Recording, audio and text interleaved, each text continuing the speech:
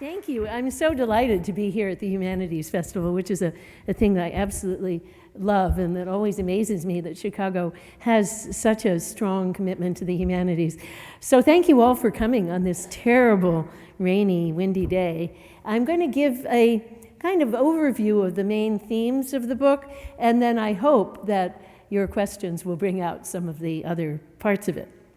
So election night 2016 was bright daylight for me in Kyoto, where I had just arrived for an award ceremony after a joyful send-off from my colleagues back home. I was feeling pretty anxious about the bitterly divided electorate, and yet reasonably confident that appeals to fear and anger would be repudiated, although there would be a lot of difficult work ahead to bring Americans together. My Japanese hosts were coming in and out of my hotel room, explaining the schedule of the various ceremonial events. In the background of these conversations, but in the foreground of my mind, the election news kept coming in, producing first increasing alarm, and then finally both grief and a deeper fear for the country and its people and institutions. I was aware that my own fear was not balanced or fair-minded, and so I was part of the problem that I was worried about. By the time the election result was clear, I had to go out to have my first official meeting at the offices of the Inamori Foundation, so I dressed up in a cheerful suit, fixed my hair, and tried to express happiness and gratitude. The first official dinner was a chore. Social conversation with strangers filtered through an interpreter offered no distracting charms. I wanted to hug my friends, but they were far away. That night, the combination of political anxiety and jet lag made sleep difficult, so I began deciding around midnight that my previous work on the emotions had not gone deep enough. As I examined my own fear, it gradually dawned on me that fear was the underlying issue, a nebulous and multiform fear suffusing American society. I got some ideas, tentative but somewhat interesting to me anyway, about how fear is connected to and renders toxic a range of other emotions that I had written about separately before, including anger, disgust, and envy.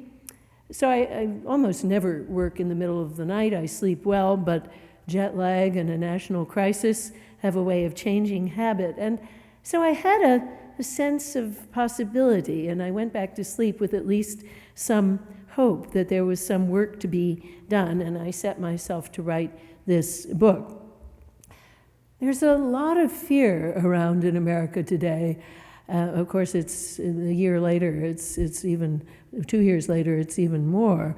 And this fear is often mingled with other emotions, such as vindictive anger, disgust for bodies, blame, and envy. Fear all too often blocks rational deliberation, poisons hope, and impedes constructive cooperation for a better future. What is today's fear about? Many Americans feel themselves powerless, out of control of their own lives. They fear for their future and that of their loved ones. Some fear that the American dream, that hope that your children will flourish and do even better than you have done, has died and that everything has slipped away from them. These feelings, though not exactly rational in a booming economy, have their base in real problems, among others, income stagnation in the lower middle class, alarming declines in health and longevity among members of that group, and the problems of automation and outsourcing that are changing the status of jobs to which members of that group aspire. The escalating costs of college education at a time when college education is increasingly required for good status employment. But real problems are difficult to solve, and their solution takes long, hard study and cooperative work with people you often don't agree with toward an uncertain future. It's all too easy to convert that sense of impotence into blame of outsider groups, such as immigrants, racial minorities, and of course, always women. They have taken our jobs. They are an infiltration or an infestation, infesting our country. So fear then leads to aggressive othering strategies rather than to useful analysis. At the same time, fear is also running rampant among people on the left who see greater economic equality and the vigorous protection of hard-won rights for women and minorities as goals that are slipping away. And of course, these are laudable goals, and they are threatened, I think, at this time. But it doesn't help to let fear get out of hand and to react as if the end of the world is at hand. Once again, it's not that the problems are not real and important, but fear can lead to aggressive othering rather than to useful deliberation. Rather than analyze matters soberly and listen to both sides, trying to sort things out, my own students even too often demonize and don't want to even speak to a whole half of the American electorate. As in the book of Revelation, these are the last days, and there's a righteous remnant that must contend against satanic forces. We all need first to take a deep breath and recall our own recent history.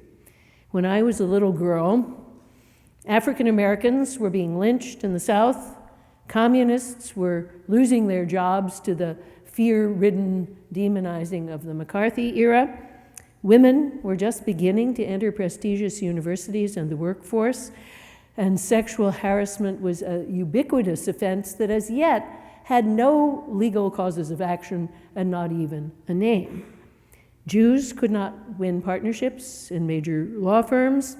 Gays and lesbians almost entirely in the closet, except in the theater, where I did a lot of work in my earlier life, were criminals under our laws, and until very recently that was the case. People with disabilities had no right to public space and public education. Transgender was a category that had as yet not even a name or any recognition. So America was far from beautiful. These facts tell two things that my students need to know. First, the America for which they are nostalgic never existed, not fully. It was a work in progress, a dynamic set of aspirations put in motion by tough work, cooperation, hope, and solidarity over a long period of time. A just and inclusive America never was, and still is not yet, a fully achieved reality. Second, this present moment may look like, and probably in some ways is, a backsliding from our march toward human equality, but compared to the 1950s, it's not the apocalypse, and it's actually a time when hope, dedication, and work can accomplish quite a lot. On both left and right, then, panic doesn't just exaggerate our dangers, it also makes our moment much more dangerous than it otherwise would be. It's like a bad marriage in which fear, suspicion, and blame displace discussion of what the real problems are and how to resolve them. And then these emotions taking over become their own problem and prevent constructive listening and cooperation. We should remember FDR's statement that we have nothing to fear but fear itself. And we very recently heard departing President Obama say democracy can buckle when we give way to fear, a theme he's repeated recently. Roosevelt was wrong if we take his words literally, although because we did have reason to fear, but we actually had many other things to fear in his time, such as Nazism, hunger, and social conflict. Fear of those evils was, to a certain degree, rational. And to that extent, we should not eschew and totally fear our fear, though we should always examine it. But Obama's more precise and modest statement is surely right. Giving way to fear, which means drifting with its currents, refusing skeptical examination, is surely dangerous. We need to think hard about fear and where fear is leading us. But you might not be convinced so far that fear is really a deep problem for democratic self-government. So let me then imagine a little dialogue between me and a defender of fear, whom I'll call D for defender of fear. Although the voice is sort of the skeptical voices at our own wonderful university, where I have always gotten so much tough criticism that was really, really helpful to me. So D says, but surely we don't need to extinguish fear. Without fear, we'd all be dead. Fear is useful, propelling us into life-saving action. So I say, well, of course, you're right there, but fear has a strong tendency to get ahead of us, propelling us into selfish, heedless, and antisocial actions. I'm going to try to show you that this tendency comes from its evolutionary history and its developmental structure. More than other emotions, fear needs careful scrutiny if it's not to turn poisonous. So then D says, well, I need to be convinced, but I also want to know right now why you say that fear is particularly dangerous to democratic self-government. Surely, democracies are often well advised to consult fear in thinking of how to structure laws and institutions. Isn't our defense establishment a sensible response to the legitimate fear of foreign domination? And what about the U.S. Constitution? Weren't the framers guided by fear when they wrote the Bill of Rights? After all, they wrote down all the things that the British had violated or taken away from them. Their fear that similar things would happen in the new nation gave good and not bad guidance to democracy. So then Martha says, it would be stupid to deny that fear often gives good guidance. But your examples involve fear filtered by careful and extended public deliberation. You've omitted hasty and ill-justified military campaigns, which we know all too well. You've omitted cases where rights were unequally bestowed or privileges hastily curtailed as a result of popular fear. We have a habit of scapegoating unpopular people in times of national stress and abridging their rights. Socialist Eugene Debs was thrown in jail for peaceful speeches opposing U.S. involvement in World War I. Loyal and peaceful Japanese Americans were interned in camps.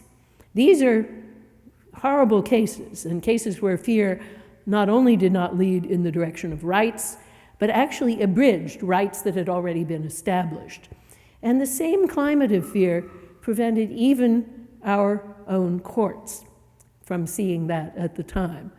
Fear has ensured a way of running ahead of careful thought. Fear of that sort undermines fraternity, poisons cooperation, and makes us do things that we're ashamed of later. D says, well, once again, I await your arguments. You persuaded me that there's a problem, but I don't yet see how large it is.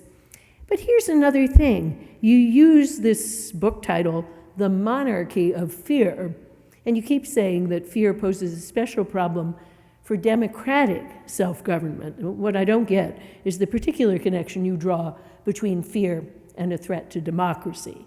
To the extent that fear is a problem, doesn't it threaten all forms of government equally? So Martha says, well, actually, no. In an absolute monarchy, well, the monarch, of course, needs not to be too fearful, but monarchs feed on fear from below. Fear of the monarch's punishment ensures compliance, and fear of outside threats ensures voluntary servitude. Fearful people run for protection and care.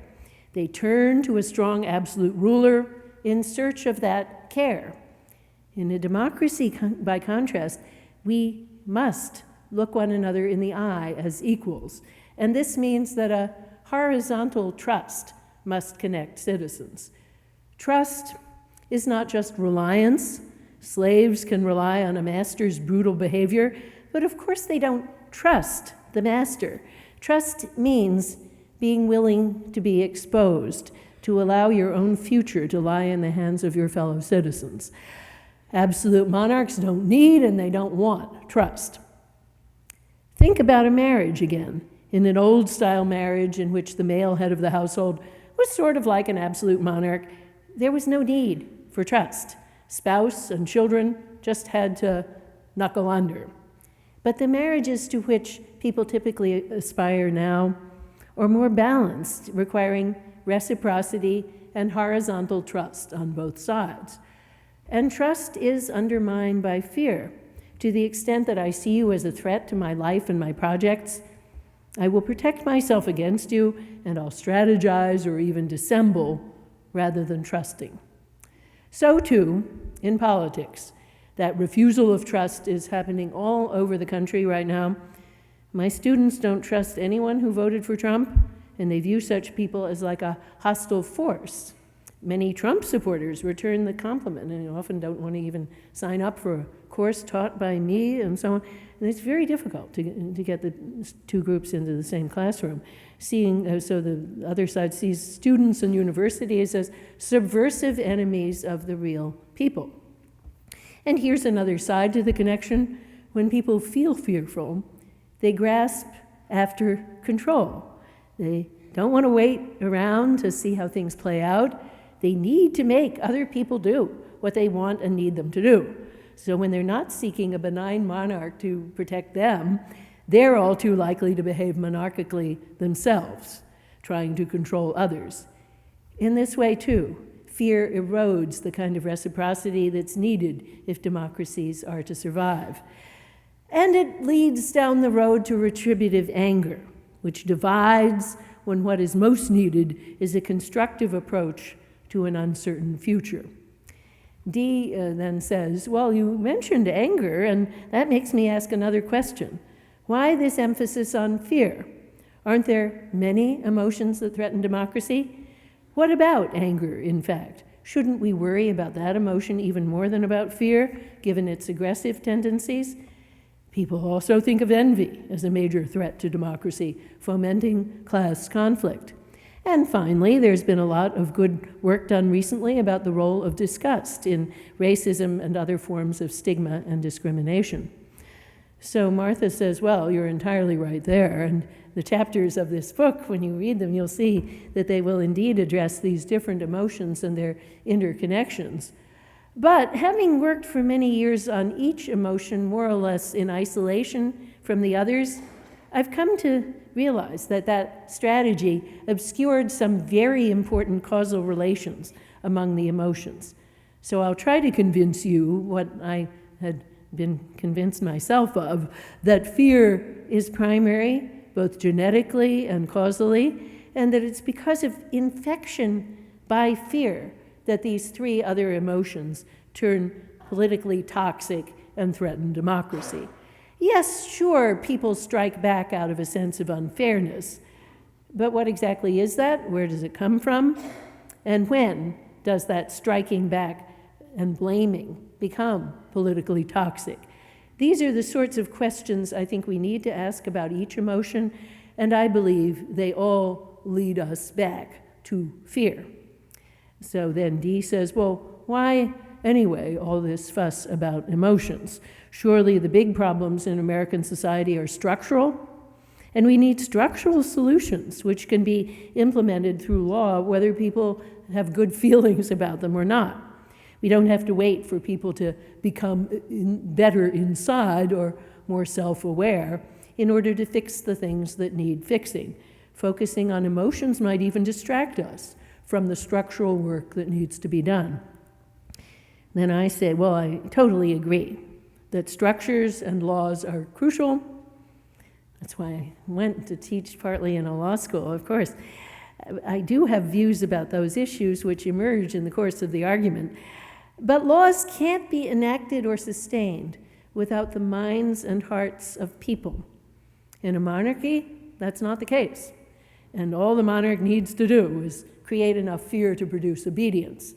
In a democracy, we need much more: love of the good, hope for a shared future, a determination to combat the corrosive forces of hatred, disgust, and rage, all fed, I claim, by fear.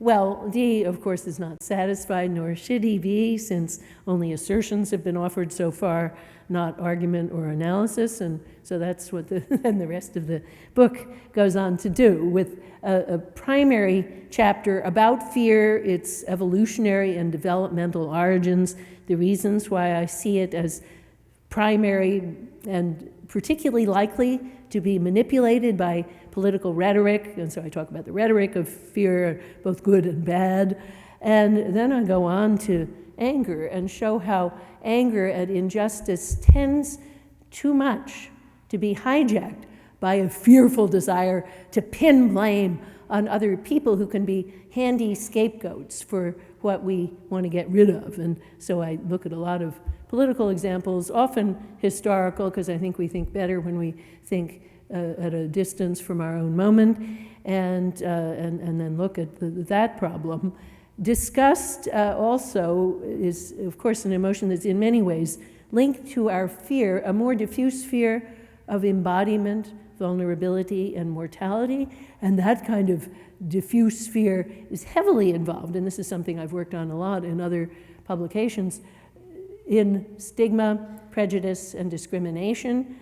But it also tends to flare up in moments where fear infects it and leads people to portray other groups that threaten them as refuse, as disgusting, as insects, vermin, and so on. So that's that chapter. And then I move on to envy, which of course is a perpetual problem where there is political, economic, and social inequality.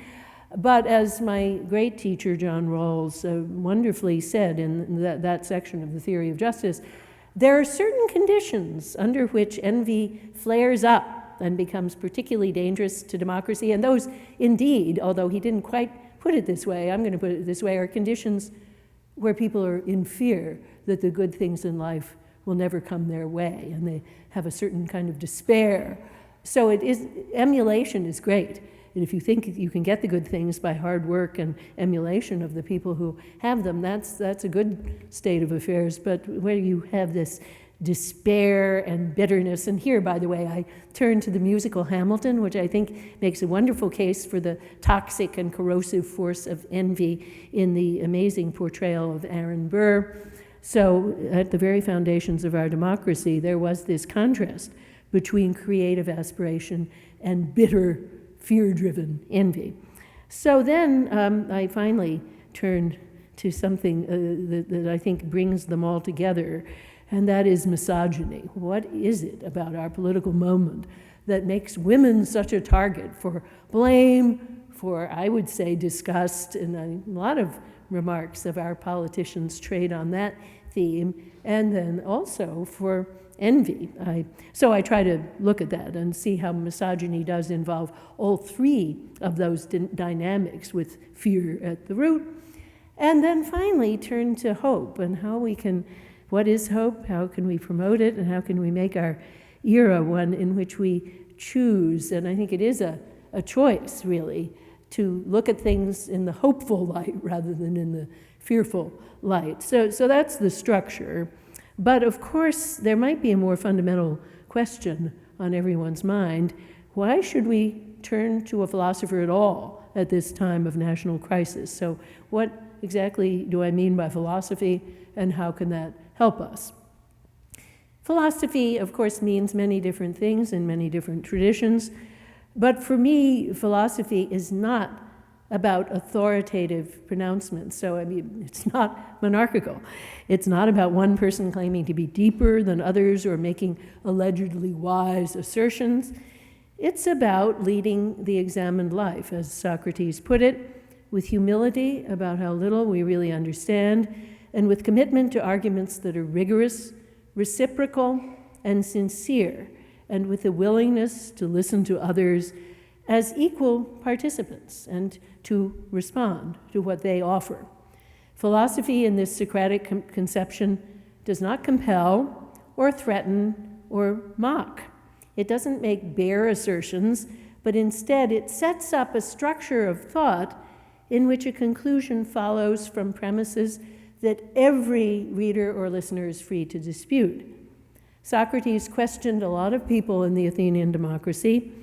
He found that all had the capacity for understanding, self-understanding, and argument. Plato dramatizes this by showing Socrates questioning an illiterate and oppressed slave boy, and suitably prompted this slave, who of course was not allowed to have an education or couldn't even read, comes up with a sophisticated geometrical proof. Philosophical questioning assumes that basic capacity, but it also shows that most of us neglect its cultivation. People, including Socrates, found military leaders and politicians, don't really sort out what they think, and they rush to action on the basis of half-baked, frequently inconsistent thoughts. In this way, philosophy invites dialogue and respects the listener. Unlike the overconfident politicians that Socrates questioned, the philosophical speaker is humble and exposed. His or her own position is transparent and thus vulnerable to criticism. His or her, because Socrates actually did say that he would like to question women, only he couldn't get at them because good women of good family in Athens couldn't go outdoors. So he said he would question them in the underworld later. And Plato actually did teach women in his school. Socrates was right to say that his method was closely linked to the goals of democratic self-government, in which each person's thought matters because each person is voting, and he insisted that it made a valuable contribution improving the quality of democratic deliberation.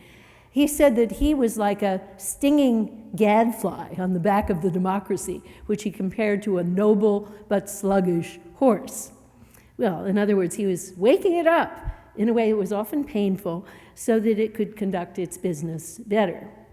So my book is not a book of public policy. It's not a book of economic analysis, although I believe that both of those disciplines are crucial to solving our problems, and I love to co-teach with people from those disciplines.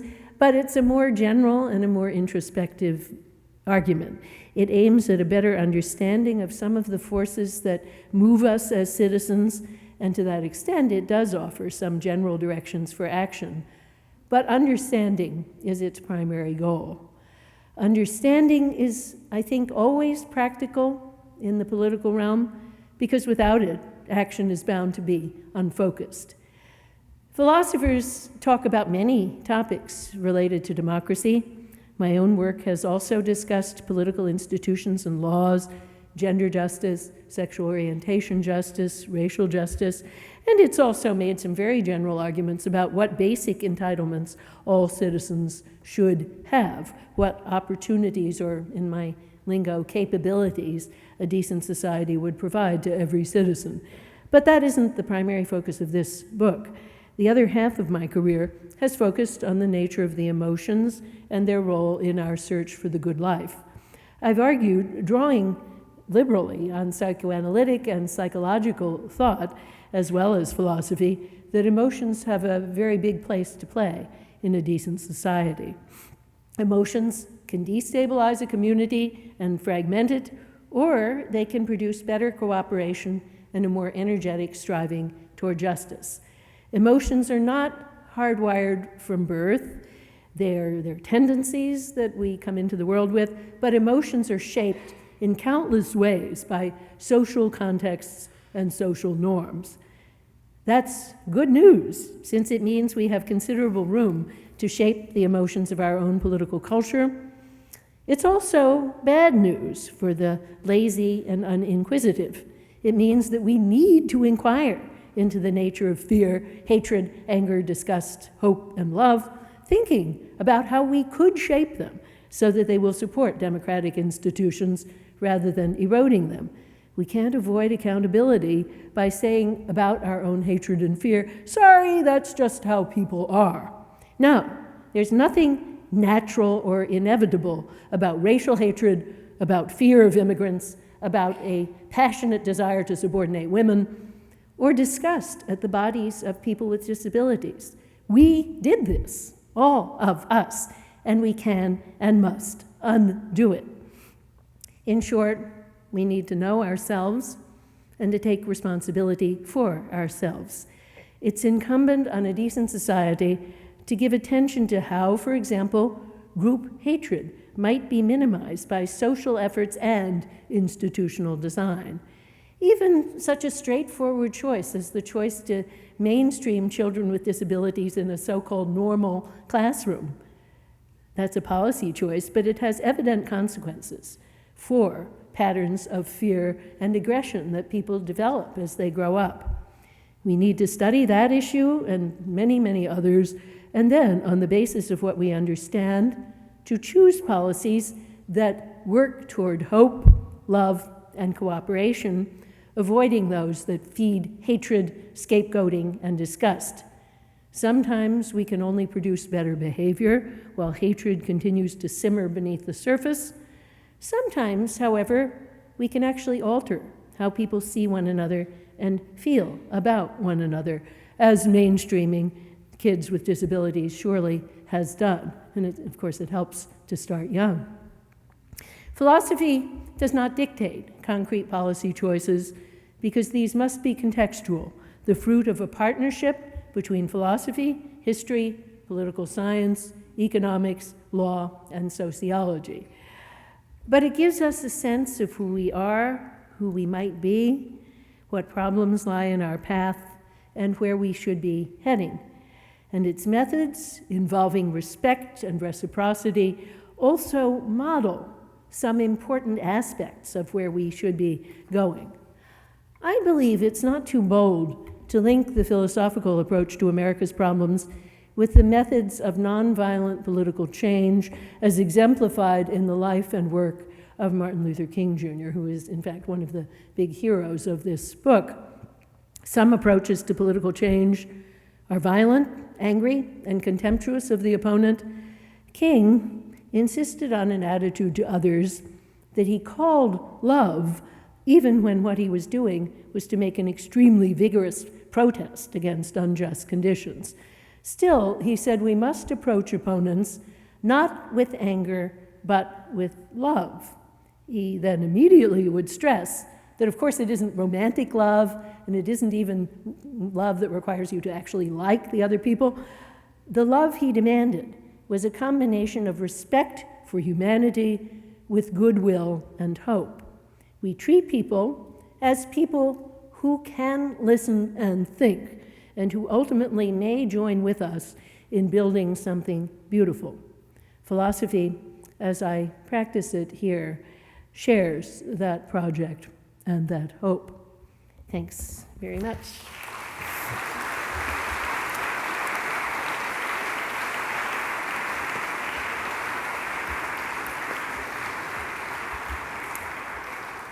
So I'm very eager to have questions. Yes, we have time for a brief question and answer period. We'll have a microphone circulating, and we do ask that you might wait for the microphone to come to you because we are audio recording this for people to check. Yes, and there is one right there. So Hallie will be bringing that around if you'll raise your hand. Okay, so I'm going to use this one so I can actually see everyone a bit better. We have a question in the front. Thank you for a very fun and interesting talk. In 1858, Lincoln gave the House Divided speech, and certainly very shortly after that, over slavery, the country divided, and there was the Civil War, of course. Do you have a fear that something maybe not quite as dramatic as a civil war can happen with all the violence that seems to be spreading around the country? Well, it is very alarming, but you know, in the context of my own lifetime, it's not anything like at the level of the lynchings in the South in the 50s, or even the terrible violence of McCarthyism, which put lots of people out of a job. I mean, if it were the McCarthy era, I and loads of others would be clinging to our jobs with desperation, and most of the artists that we now delight in would actually be out of work. So it hasn't yet gotten to that level of disabling our commitment to the humanities, to the arts, to the universities. Our universities are not threatened in terms of their hiring practices. So, you know, the things we have to watch. And certainly the rise of anti-Semitism is a terrible, strange phenomenon, because usually these people, they don't know Jews. The Jew is, as my colleague David Nierenberg says in his wonderful book, Anti-Judaism, it's a perpetual bogey target for hatred, which doesn't even require that there be any knowledge of actual Jewish people. So it's a funny phenomenon through the years that always happens again and again. But anyway, yes, and I think this tendency, when we feel powerless, to find a handy scapegoat and to say, instead of asking what the problem is, how do we solve it, to think, well, if we find that scapegoat, that we'll just be fine. That is very dangerous, and it's fed, I'm afraid, by our childhood literature and fairy tales. Think about Hansel and Gretel, two children who are hungry, whose parents are working at menial jobs, a broom maker and whatever the mother does. They have to go out into the woods to get food, but that's a real problem. How do we fix that? It's got to be thought about. But instead, the story tells you, oh no, that's not the real problem. The problem is an ugly witch, disgusting person, lives in the woods. We just push her into the oven. And, I'm afraid that our president is very good at doing that turn that we see in so many fairy tales, that the real problem disappears. Then there's this ugly, disgusting refuse scapegoat who comes from some shithole country, and then we just push them out, and and the world is just fine. So we have to learn to just know the lie when we hear it, and that is becoming, I think it's harder for some people to do in this internet era, but I think it's always, a human frailty that we don't look for the real truth. We have a question in the back of the house. Hi, I'm Jewish. What do you do when you can't trust the other person? This feels like an existential threat to my life, to others' lives. I mean, I'm Jewish too. Our synagogue has had for a long time security measures. It's funny because I have to say those security measures have been quite common in American synagogues for a long time, and not so much in countries where there's much more overt anti-Semitism, such as Nordic countries, or Germany, they do have a lot of synagogue security, but they are very self-conscious about their own history, but France, not so much, and so on. So, as a Jew who travels a lot, it's very interesting to observe the tendency not to take care of this, and it would be nice, of course, if we didn't need to do that. I think you just have to continue with hope and with partnership. Our synagogue, KAM, Isaiah Israel, has a lot of Jewish-Christian partnerships. We also have a lot of partnerships with people in the surrounding community, with this food garden that brings fresh produce to the poor. And as I narrate in the book, I participate mostly in the music programs, and we have this whole program called Words and Music, where we try to create partnerships between ideas and music, expressing hope and reconciliation. This is something that religion is extremely good at doing. And when I ask at the end of the book, how do we move from fear to hope? It's not a matter of the probabilities, because you could have hope when your relative is almost certain to die, and you can have fear when the prognosis is very good. It's a matter of shifting the angle of vision. So how do we shift that angle from seeing the glass as half full, empty, rather to seeing it as half full? I think it does involve practices of hope, which I discuss at the end of the book. And one practice of hope is the arts. I think the arts can give us a lot, but I do think that religion, and not just, religion of many kinds, and I think most churches have been invested in creating practices of hope. When I think about Chicago and what it is to create hope on the South Side where I live, the black churches have played a major role, and I hope that, the Jewish synagogues have done a tiny bit of that work. We have a much more tenuous connection to real poverty. We're an affluent congregation, but we do try to reach out. And so I think that we all need to get together, but that religion and organized religion can be a very important practice of hope. So too can the humanities. And I think this festival is a practice of hope. And so too rational argument and debate in universities and other public spaces. There are too few of them now with the decline of print journalism, but we just have to keep creating more of them and going around and giving talks and so on. So I guess, you asked about anti-Semitism, but I think it's a more general issue of how we all feel about our own security in this time. And I just think you cannot yield to fear, and you can't just hide behind your front door, but you must go out into the community, run for political office, or give money, give fundraisers for people who are running for political office. And I think this is happening in the Chicago area as in the run-up to the midterm elections. I've been meeting some new voices in politics like Lauren Underwood, who I think is terribly impressive. And, it's just a time when people are flooding in. So those are practices of hope that I think that love is more powerful than hate, and that the affirmation of love that churches and synagogues, and also in the wake of the Orlando shootings, the gay rights movement and the gay and lesbian movement have shown, and the women's movement has shown, these are ways of affirming that we're not going to knuckle under to fear, but we're going to get out there and make our commitment to love even more powerful than it was before.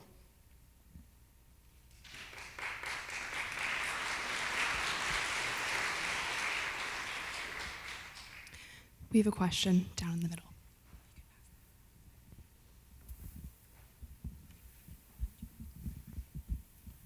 Okay, the question for me is, what about Wednesday?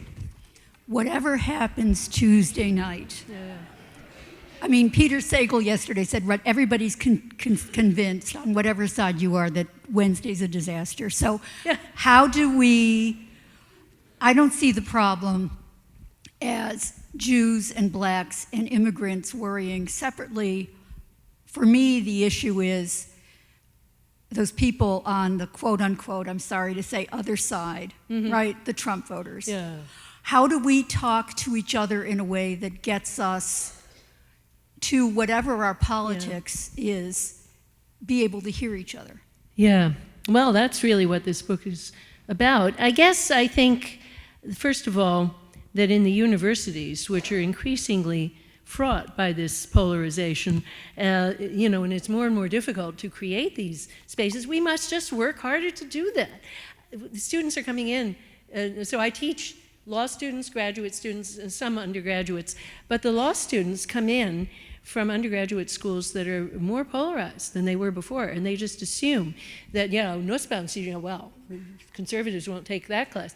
So I team teach with a conservative, and we try hard to recruit talented conservatives, because we actually have only 2 in the faculty of 38. We only have 2 whom I would call conservative. And I mean, that's not because we're discriminating against them, just the contrary. But it's rather something about job opportunities being excellent for conservatives in other parts of the economy, and people, they tend to believe that the academy is left-wing and they won't become. But anyhow, our 2 conservatives, who are very, very precious, I'm dear friends with both of them, and they're both libertarians, and actually neither one voted for Trump, but it doesn't really matter in the sense that they have the trust of students who are genuinely conservative, and we have some genuinely very conservative students, both libertarian and then religious conservatives, a lot of students from Brigham Young and other places. So, we do these team teaching, and with Will Bode, who's one of the conservatives, I teach this course called Public Morality and Legal Conservatism, where we teach things like drug laws, sexual orientation, pornography, all kinds of issues, but with a philosophical first few weeks. So we get them to read Mill, Fitzjames Stephen, Burke is the first, and then we go on to Hart and Devlin. But then we apply it, and because we work on our own rapport, and we're different. Will is very gentle and very maternal, and I'm much more impassioned. But we both, present ourselves as people who are genuinely committed to hearing both sides. And if people know what our politics are, that isn't the issue. They can they'll see that it's not the issue when they take the class. Just the other day, so there's a new program now of lunchtime seminars where they pick controversial topics and pairs of faculty address the controversial topics. So that's to even cast the net more widely to people who wouldn't do a whole quarter-long course with Will and me. Will and I just did another one, which is about it was about the bakery cases and sexual orientation. And that was a fantastic discussion. I couldn't believe how well it worked out because the students who were signed up for it, but they were very different in their views, they actually came to a good deal of consensus about how market forces operate to produce a little bit more toleration and so on. So, so that was great. I just feel like wherever you are, whatever your job is, there are things like that that can be done to detoxify the atmosphere. And we also have a federal structure in our nation. So even if things at the national level are not to one's liking, there is always the state, there's the city, and I do feel that's a huge asset to our country.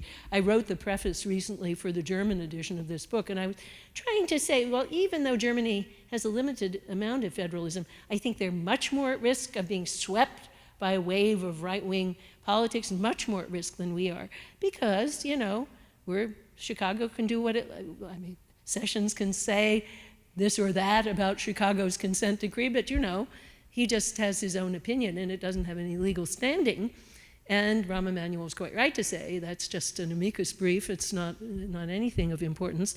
We make our own laws in the areas of criminal justice, in the area of a lot of the immigration law. We're a sanctuary city, the courts have upheld our right to be there. So, you know, and if you're interested in environmental issues, again, the state level is where a lot of the action is, now that the EPA is not such a strong defender.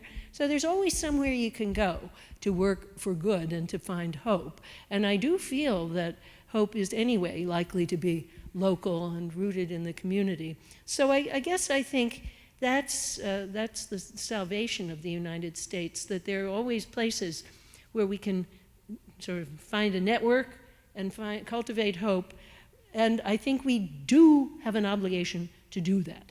Kant said that we have a moral obligation to cultivate hope. Now, what did he mean by that? What he said was, well, we have a moral obligation to do good for and in our societies, but we're not going to do good if we're despairing and we don't have hope. So that means that even though we can't see any decisive reason why hope is the right reaction rather than despair, we have a moral obligation to cultivate hope. And I believe he's entirely right, and that hope is never a matter of the probabilities, it's a matter of the mindset. And there are things we can do to cultivate hope and productive action, and therefore we ought to be doing that. We have a question down in front.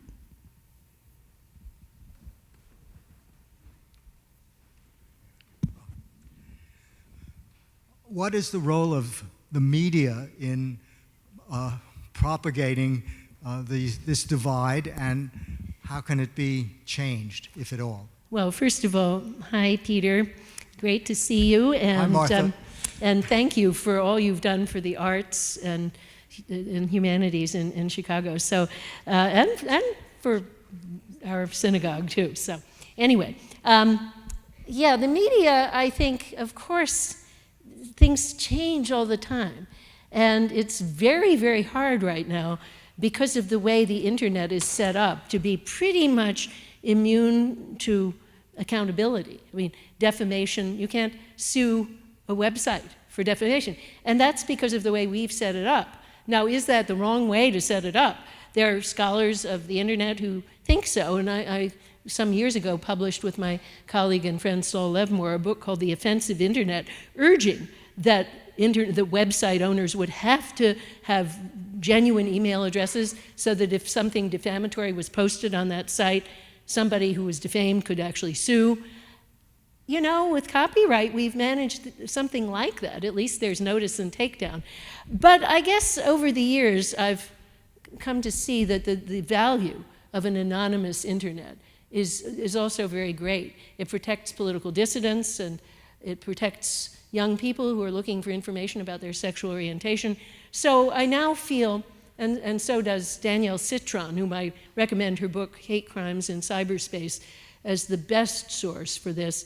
She also has changed her view because of seeing, the downside of more regulation of the internet would be also very bad. So we just have to be more determined to present the real facts. Now, I have to say, one of the great boons to our modern culture is Wikipedia, because Wikipedia is good. It is so good that a lot of times, even though I'm a knowledgeable scholar of Plato and Aristotle, I can find out stuff better on Wikipedia than by consulting a lot of the scholarship, really, because scholars actually do it. Scholars, spend a lot of their time. I mean, I know scholars in our law school who invest a lot of their time working on Wikipedia to bring up the standards of the articles. And so then we have a resource for truth that never existed before. And they do. Their editing is very careful and responsible, and if there's a lot of crisscrossing and oppositional posting, they flag it and they say this is a disputed site and so on. So, we have these great resources that in the 19th century, when I recently taught Anthony Trollope's novel The Way We Live Now, where people's reputations, their economic fortunes and so on, could rise and fall with a whiff of gossip and, all the swirling rumor mill. There was no way of finding out what was really happening in that railway company in America. And there was no way of checking whether this woman who was being abused and insulted had actually been divorced legally or not divorced. So we're much better off with respect to being able to get correct information. We must just insist on doing it. And we must get the truth out there. I think the media, some of the media really do this quite well, but they're besieged by a lot of journalism, so-called, that doesn't care about this at all. So, it's a constant fight, but I think it's the same fight that it has been all through human history. When, Socrates was hounded to his death by people who circulated rumors that Socrates was corrupting the young. So we just have to get the true facts out there, and by hook or by crook. And I really think the career of journalism is one of the most noble careers a young person can have, and I would, without hesitation, urge some of my most talented students to go into it, because we really just need the good people to fight that fight. So there is much more to be said, but that's one of the things to say. The other thing I would want to say is it's difficult for people like me to have access to the media. That was not true about 50 years ago, and it's gotten gradually more and more true because the general interest media have dried up. The book review used to be the place where people like me would reach a general audience. I still do that sometimes, but think about it. The Los Angeles Times book review, which was one of the best, that doesn't exist anymore. New York Times book review has become much more pop, much less scholarship. And, where can you go to write if you're somebody like me? I commend tremendously journals like The Nation, Dissent, and Boston Review especially, because the other two are political party line journals. But the Boston Review has made a tremendous effort, especially with its online version now, to cultivate debates between left and right. They always do that, and on the lead story. And this was a journal that was founded by a philosopher, Joshua Cohen, student of John Rawls, who stopped basically teaching philosophy and is devoting all his time to this journalistic endeavor just because it's so important to have a forum where the left and the right can debate together. So there needs to be a lot more of that. I wish TV in America would really do that. I think it just doesn't live up to its capacity. But, we all have to get together and demand that. We have time for one more quick question.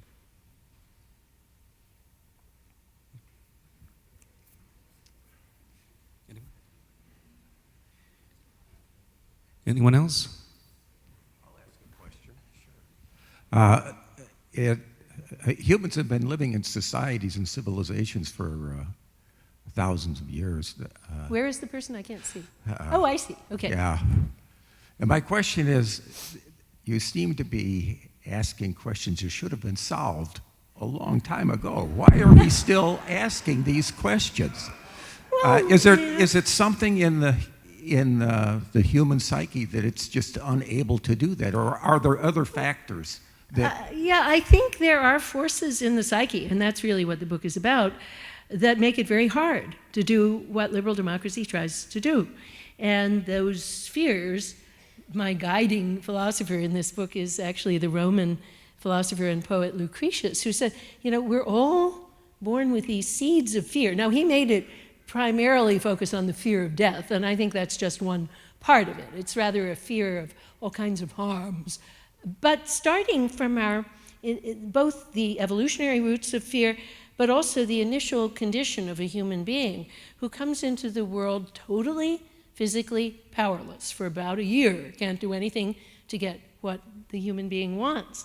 Every other animal, if you can't stand within an hour, you're going to die.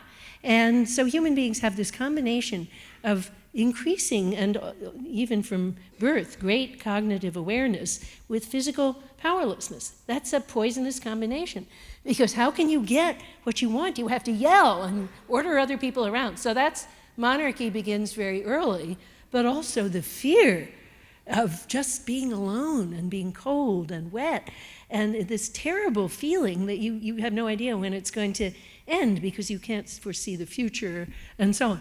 So here's where I draw on Winnicott, the psychoanalyst, and saying it's a struggle to attain interdependence and concern for other people, and it's a struggle that's always, in a way, an uphill battle, threatened by the kind of throwing yourself back into the lap of the fear that simmers beneath the surface.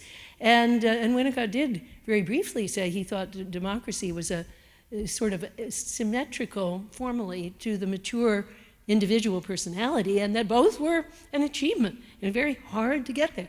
So I think when we have a pretty good situation, we can't congratulate ourselves and say, no, we've done it, which I think is a problem that I see in my students who haven't studied much history. They think, oh, the Obama era, that was perfect. And of course, it wasn't perfect even then, too. If they were to really study the immigration practices of the Obama presidency, they probably wouldn't agree with it. But anyway, they see paradise and all of a sudden hell and so on. So, and that's then the fears that as human beings they have flare up and they make trust really, really difficult. And I think that's happening all over the world, unfortunately. Thanks. I'm afraid that's all the time we have. Another big round of applause for our presenter. Thank you for attending Chicago Humanities Festival. Please enjoy the rest of it.